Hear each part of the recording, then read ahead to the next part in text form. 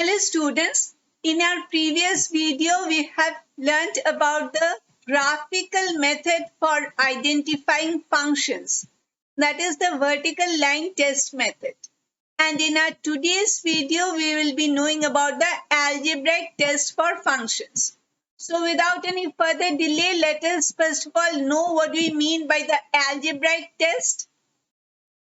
If in an algebraic equation, now in our first video on functions, we have seen the mappings, and the mappings were represented by algebraic equations. So if in an algebraic equation containing x and y, and the y will be the subject of the equation, on substituting a single value for x gives one and only one value for y, then y is said to be a function of x, often written as f of x. So in place of y, we can write f of x. Suppose y equals x plus 1, then when x equal to 0, y equal to 1. When x equal to 1, y equal to 2. So for every single value of x, you are having only one and only one value for y. So instead of y equal to x plus 1, you can write f of x equal to x plus 1. Y is said to be a function of x. In place of y, so we can write f of x. F of x equal to x plus 1. Okay. So let us see some examples so that we understand this concept better.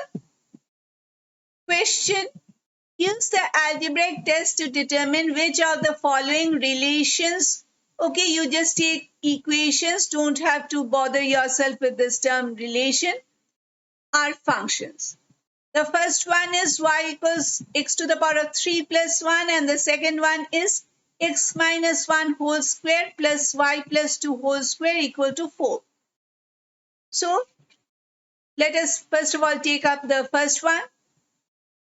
X, we have taken arbitrary values for x because x will be the members of the domain set and y will be the members of the range set, and the domain set members are independent values and the range set members are dependent values. We have learnt about all these things in our very first video on functions.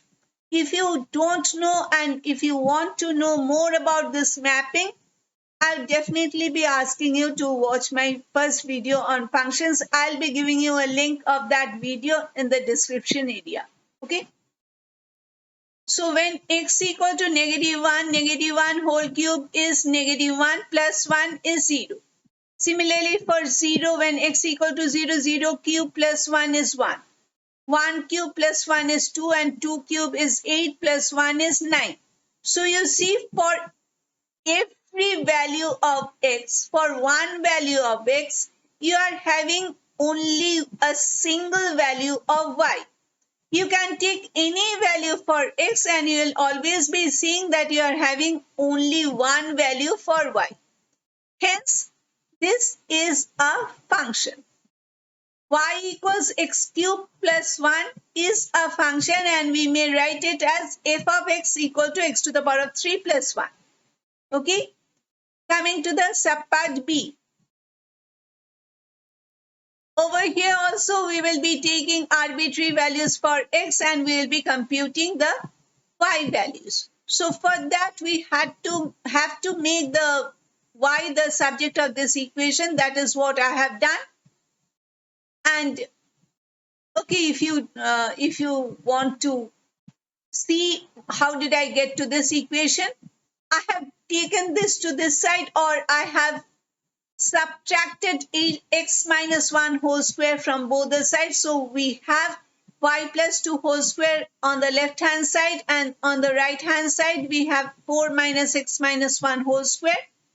And since it is y plus 2 whole square, next we will be taking the square root of both the sides, and we will be having y plus 2 equal to plus minus square root of 4 minus x minus 1 whole square.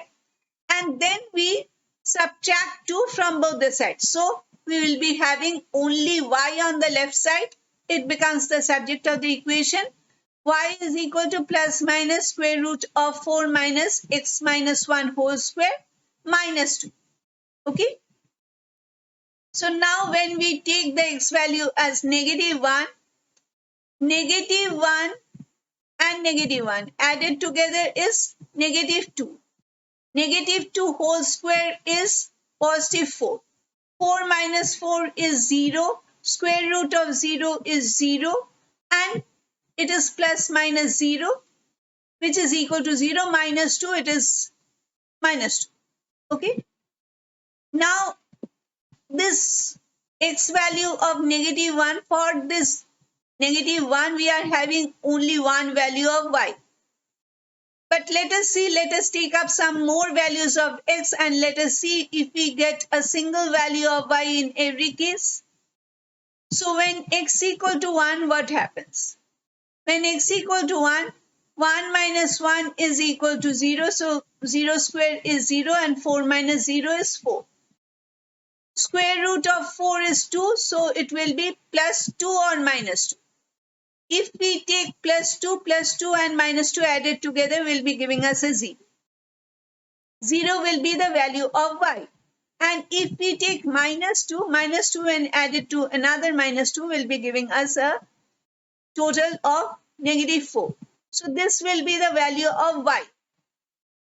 So for x equal to 1, we are having more than one value of y. It is either negative 4 or it is 0, which is not allowed. It is a case of one-to-many mapping. One value of x getting mapped to multiple values of y. And we have learned that one-to-many mapping is not a function.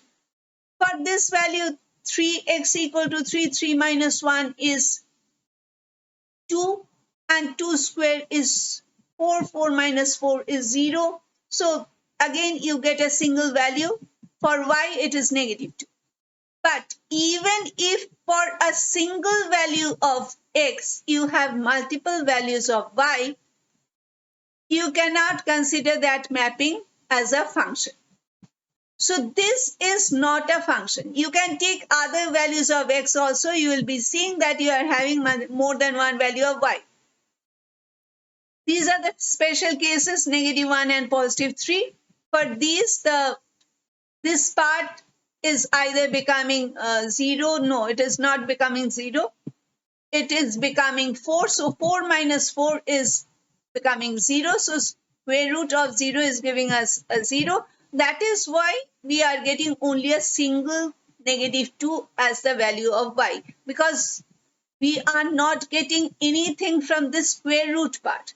The square root part is not contributing to the value of y when x equal to negative 1 and when x equal to positive 3. For other values, we will be having some non-zero value under the square root. So you will be having more than one value for y. Okay, for a single value of x. Hence, this is not a function. Clear? So this is the algebraic test for functions. Whatever is the mapping or relation given or algebraic equation given, if we are asked to identify which all are functions or check whether the given relations or equations represent functions or not, you have to just take arbitrary values of x, and you have to compute the corresponding values of y, and you have to see whether for one value of x you are having only a single value of y or not. Even if you can find a single value of x which is giving rise to more than one value of y, then that equation will not be a function. Okay. So students, this brings us to the end of this session. I am Nilanjana Sanyal and this is my channel NS Online Math Classes. Thank you for watching this video till the end. Please like and share this video if you find it useful. Please subscribe to my YouTube channel if you have not subscribed till now. It will be motivating me to make more math videos for you. Please let me know if you have any question in the comment area. Bye.